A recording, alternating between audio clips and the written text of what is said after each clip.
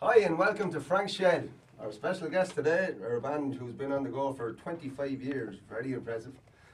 Strength in numbers. Hey! That's it. Just like to let you know that I was 5 and the two boys were 4 when we started. Still I big think we'll news. just throw that in. Right, well, introductions. We have here Mick Brennan. How are we getting on? We have Mick Rogers. Well, man, how are How are things? you now? Not so bad. And we have Vinny O'Brien. How are you, lad? Good to meet you, lads. Sure. Right, well, speaking of strength in numbers, you've been a three-piece. You're the original three-piece since 1986. Original sin. And yet, ever since that time, we've had more musicians than Pam Anderson. Was that all about to keep it fresh, or what? Well, I suppose yourself. it's well, we started off as a 3-piece with just guitar, drums and vocals. And we've done a few gigs in the early days ourselves like that, but then we just kind of thought that we'd progress a bit more, bring in bass guitar and see how that would sound. And then we got All progressive. Mary Hennessy, then a girl, Mary Hennessy, who played bass with us and done some backing vocals, and then we probably just decided to add some lead guitar to it, and just to see, and it just fills it out a bit more, and we just probably sounded a bit more professional and things like that. So that's how that just came about. But You've come we full were- circle now. we were the original sin anyway. Like, there's the three of us. We were always there. Yeah. We were always there, and then along the years, we had guest musicians, shall we say? Sorry, lads.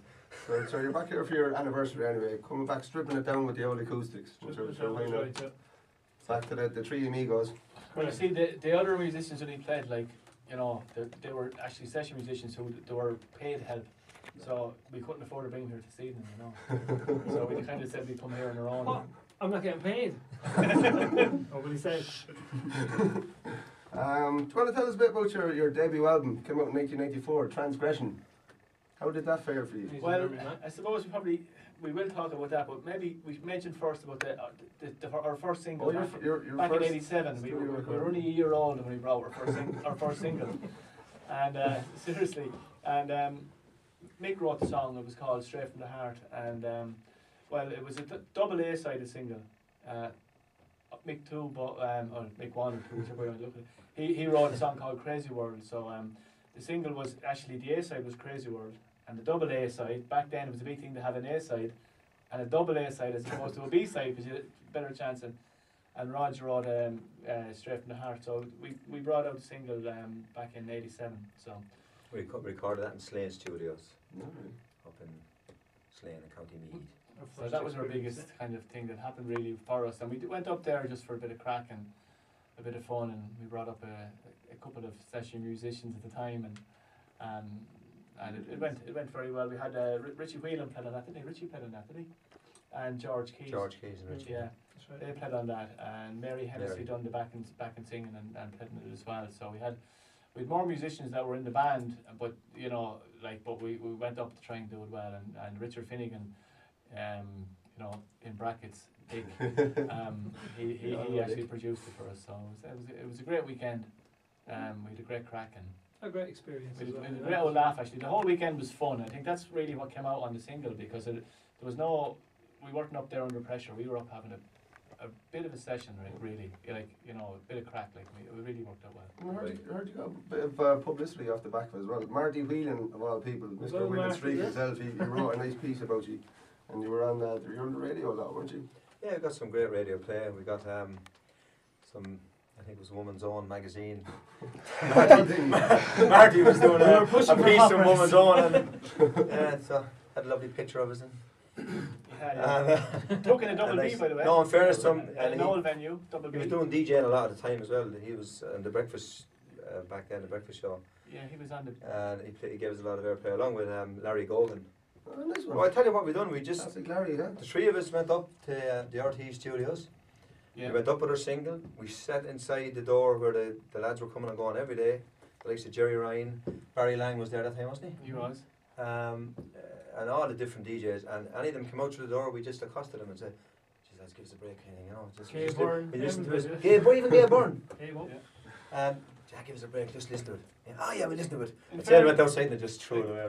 That was 1987, and like, I don't think there was any band. There was loads of bands around the town at the time, but there was no one really getting any chance, you know. So we went up and just took a chance. And Marty Whelan, actually, that day, he came out and we got talking to him. We got on very well with him. He just seemed to kind of like us. But he says, I haven't heard the song, don't know what it's like. He says, but I promise you, he says, I'd play that in the morning between 8:30 and 9 o'clock on 2FM. And we were saying, yeah, right. Good And the next morning, he played it, like, Phone in goes fairness to over. him, he did. And we were kind of like, you know, all of a sudden everyone around town was kind of thinking, at that time, Jesus, this is amazing, like, you know, a You local were the band local on buzz the then, national yeah. radio. So That's good. that was the kind of the start, anyway. Oh, good stuff. And before all these flash recordings with your hired hands and all the rest, I heard your very first studio recording in a family farm in Rathdowney. Do you want to tell us what happened there when you started recording? Well, It was you can record it it. was the Cullinan family from Rathdowney, and they had a band called Sweet Freedom, and the studio was called Sweet Freedom Studios. So we went out on a Sunday, and once again with the famous Richard Finnegan producer, and he came out along with us. George Keys was there as well, and Mary Hennessy. the three of us, Mary Hennessy, and we went out and we just recorded a demo out there. We put 11 or 12 tracks on, didn't we? And but we had to stop during the day intermittently because the milking machines, when the milking machines clicked in to milk the cows, There was the no recorder power to for stop. So and then when the cows then were completely soaked dry, we were brought back in. Pulling the other one, huh? So it's very amusing. Amusing. David was there that day. We didn't know that. How many more puns can we fit in here? Hang on. Right, and so, well, speaking of transgression anyway, are you going to play, your first song is going to be a song of transgression, is it? Yeah, Alright. Michael wrote this one. Alright. Do you want to tell us a little bit about it, anyway? I don't know, it's just Look Into Your Eyes is the name of it. I don't know, I can't even remember why I wrote it, or just Does probably lust we're have looking anything to for do with it? could well have been. The groupie song. We were probably just kind of looking for tracks for we were talking about doing the transgression. We didn't have a name for them, we were just talking about doing an album CD just to have it down, and we were just kind of looking for songs, and I think I just sat down one night and I wrote with it about in a half an hour.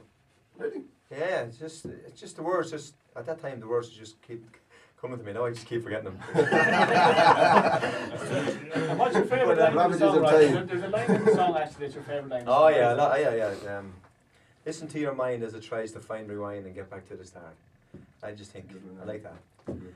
I like that, and I don't care what anyone else likes.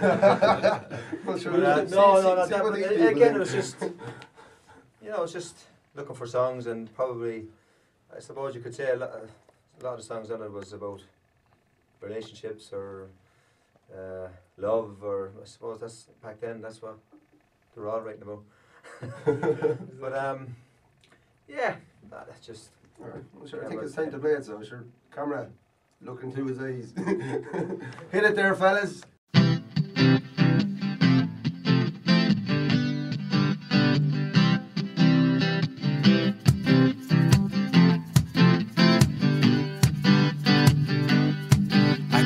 Thought I knew you better than I ever did before. But staring from those eyes is a kind of sparkle, like a glass of champagne on the floor. And the cool vibes that I'm getting are making me feel so insecure.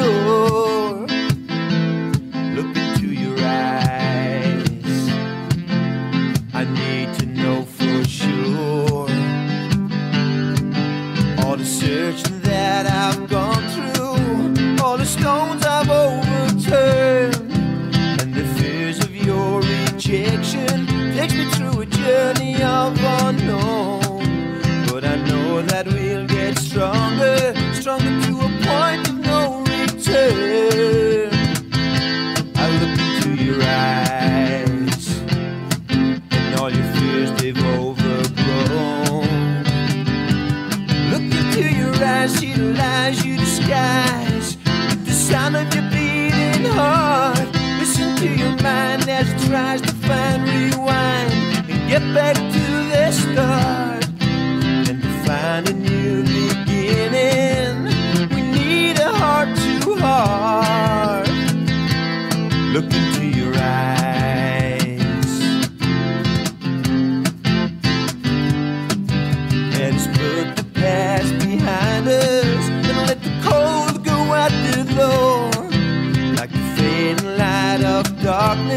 cancel out all that's gone before. So throw your arms around tomorrow and keep a grip that's tight and sure. I look into your eyes and make sure they'll always glow. Look into your eyes, see the lies you disguise with the sound of your beating heart. Listen to your mind as it tries to find rewind and get back to the start. Now we find a new beginning. Let's never be again apart. Look into your eyes.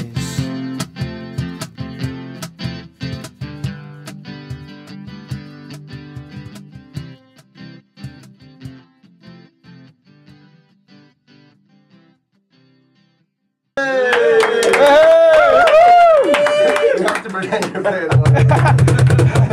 You never told me. Just run around. Jesus. Right, so nice work, lads. So the second song is going to be A song called Twice As Much Love. I wrote the song, and I really don't know either. It was kind of at the time when we were recording or writing songs for the album, we were all kind of inspired because we'd actually got some money from, I think it was the Collection Hotel, had sponsored us money, and they were giving us money to record the album. So we all knew we were doing this album. So we all were very inspired to kind of try and write something. So there was nights in bed, dreaming, waking up and writing down stuff, the usual stuff. So this song, Twice As Much Love, I kind of, different ideas came from there, and of course all the guys added to it then as well with ideas, and but the words came from me, but the song was strength numbers. Which like all of them. All the songs, we all yeah. kind of got together and we all gave our own input into them, and we all had different musical backgrounds, and it all just kind of came together, and we like to think that it was we put it across very good, and some of the songs got great feedback with the songs, and to be honest with you, Twice As Much Love is probably one of my favourites on the album. I love singing it, and just think it's a nice rock boppy song, and it would have been perfect for radio. But We just didn't get a chance to really, I don't think, record it like it should have been. You know, we recorded yeah, that. it was budget though. We recorded that whole album over a weekend up in Monasterevin Studios at the back of the Hazel Hotel, which is now obviously, well, the Hazel is closed and the studio was closed long before that.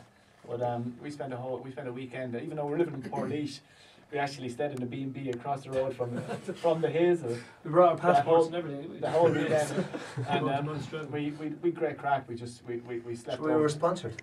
Yeah, We had to stay in the B&B. we great old crack, and we recorded that up there. But you know, everything was rushed to an extent. But songs were there, but we never really got to record them probably the way they deserved to be recorded. You know, they were rushed. Yeah. Anyway, You haven't heard such posterity anyway. yeah. Sure, look, let's hear it now. It doesn't need to be on the radio. Take it away. Time to settle down, put the past to bed, born again. Good times are all dead.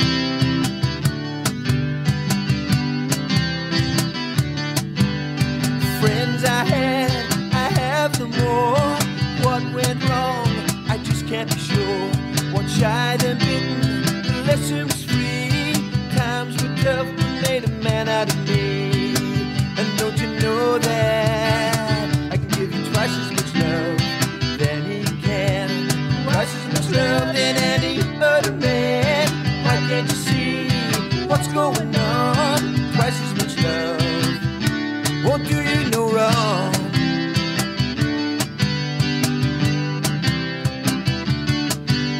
It's like a drug that can save or kill. Sometimes leaves you empty, sometimes can't fulfill all the ups and downs, happy times and sad. Looking back, it wasn't all that bad. And don't you know that I can give you twice as much love than he can, twice as much love than any other man. Why can't you see what's going on? Twice as much love won't do you no wrong. Than he can, twice as much love than any other man. Why can't you see what's going on? Twice as much love won't do you no wrong.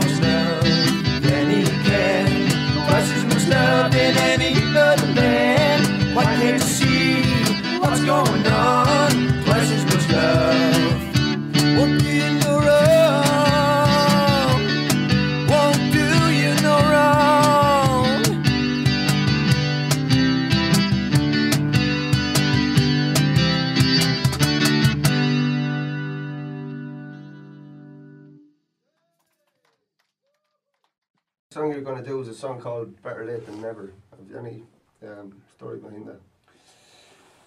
Yeah, it's Better Late Than Never was written about a girl that I was going out with from Kilbeggan.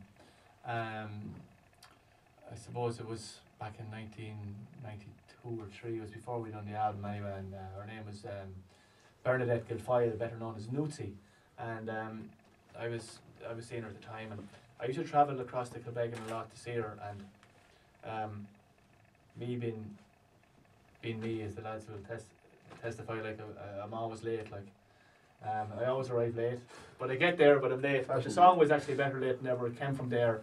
I was always arriving late, but no matter what time I was there at, like, she was always glad to see me, like she was always delighted I got there in one piece.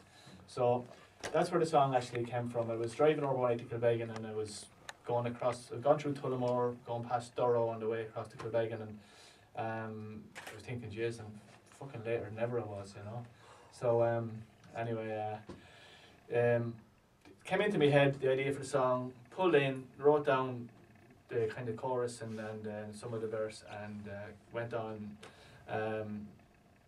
Once again, she was no complaints, happy that I was there. We went out and had a few drinks, and she was waiting patiently for me, and everything else. But then I got a block. I just couldn't finish the song. Like, I kind of had the first verse, I had the chorus, and then Rogie then came along and he wrote the second verse, and we kind of finished the song together. So this song is all about that whole situation. The same girl, Nutsi, is dead now.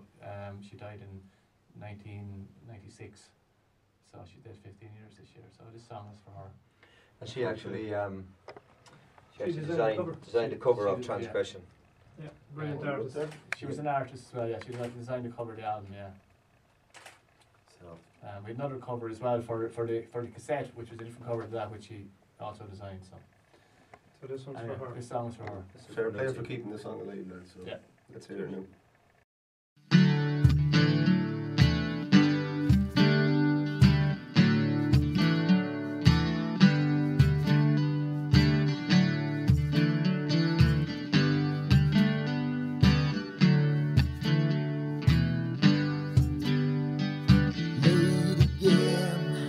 I've many miles to travel to my destination. I'm racing against time. You'll be there waiting patiently. You won't be annoyed, you're always glad to see me.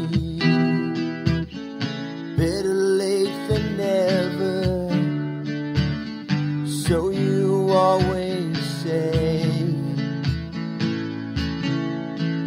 Do you remember you nearly threw it all away?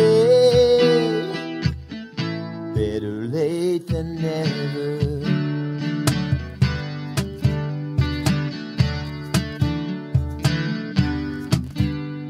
That smile again, it's worth the miles I've traveled. Your happiness, a portrait in my mind. Now I'm here, watching eagerly across the room.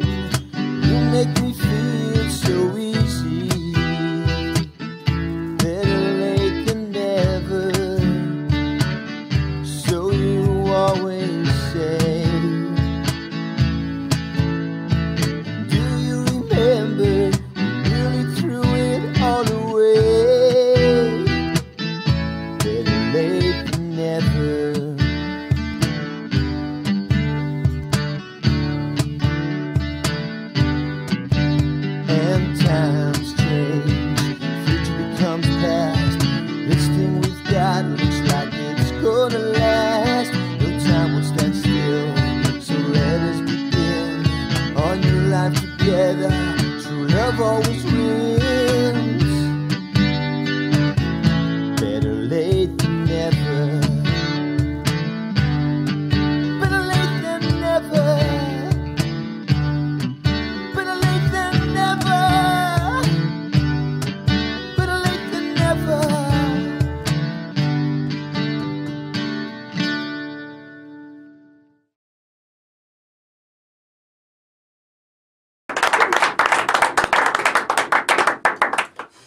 right. After all this radio playing, RTE playing, all this, like, has it? Well, it must have done good things for your confidence. So has it changed your approach to writing over the years? The more known you've gotten, like, has it? I suppose, as I know we've been together 25 years, and I suppose the fact that we grew up together, so we've known each other since we were chaps. The one thing I suppose that hasn't come out since we started chatting is that even though we've all been together, we've had guys come and go. Vinny, to be fair to him, has always been the driving force. Vinny's the guy that comes and says, listen, go and do an album, write a song, write a song, write a song. And he's the one that keeps us going, because I'll be honest with you, I'm lazy. I pick up the guitar and then I leave it down for months on end. So Vinny's always been the one that kind of keeps us motivated and keeps us going. Yeah, the experiences, I suppose the one thing to say is that through the years, the one thing that I've always said, we've never fallen out. Now, I know bands fall in and fall out. Very rare, We've never fallen out. We've always had a great relationship with each other. We mightn't talk to each other for 3 months, pick up the phone, and it's the same as you're talking to him on Monday. But and the other thing I think that's kind of stood to us over time is we've never taken ourselves too serious. We've never thought that we were ever going to be on the world stage. We just enjoy doing what we're doing. All the experiences we had up along, as Vinny said, we kind of got the fun out of it more so than the serious end of it. At the same time, with different guys coming and going, I have to say I learned a lot on guitar from certain guys who were brilliant, you know, and they teach you different techniques and stuff. So yeah, it's been a brilliant experience. I wouldn't change a thing over 25 years. And as I said, in fairness to Vinny, probably would have finished after 5 years. But in fairness, he's always kept keep it stirring, you know. That's great. It's no wonder you've been together this long. So That's it, exactly. it's very rare for bands not to fall out. And, you know. Sure, We yeah. brought back from Australia and everything. That's right. For the Joe Maxi. Running down the platform with your hands held high. I was there to meet you. No more saying goodbye. It's been 2 long years now that we've been apart, but we're back together now, and it's straight from the heart, straight from the heart. You and me, babe, straight from the heart. That's the way that it is. Straight from the heart, you and me, babe. Straight from the heart. When you went away, you left me all alone. I was waiting for you to ring, tell me you're coming home. Then one day it happened. You said you wanted a new start. Something inside me told me that it was straight from the heart. Straight from the heart, you and me, babe. Straight from the heart, that's the way that it is. Straight from the heart, you and me, babe. Straight from the heart, oh yeah. Alright. Oh yeah, yeah, yeah. Oh yeah, yeah, yeah, yeah, yeah.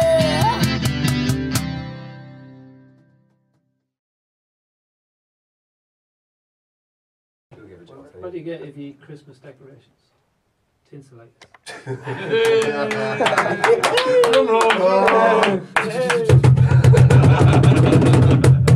you very much. Chads, it's an absolute pleasure to have you aboard, Thanks, and I hope Thank you you'll be very around much. for another 25 years. Please God. Yeah, and I hope you're around interviewing. I hope so, yeah. Well, sure, look, best of luck anyway, and we'll see you next time in Frank's Shed. Come again. Yeah.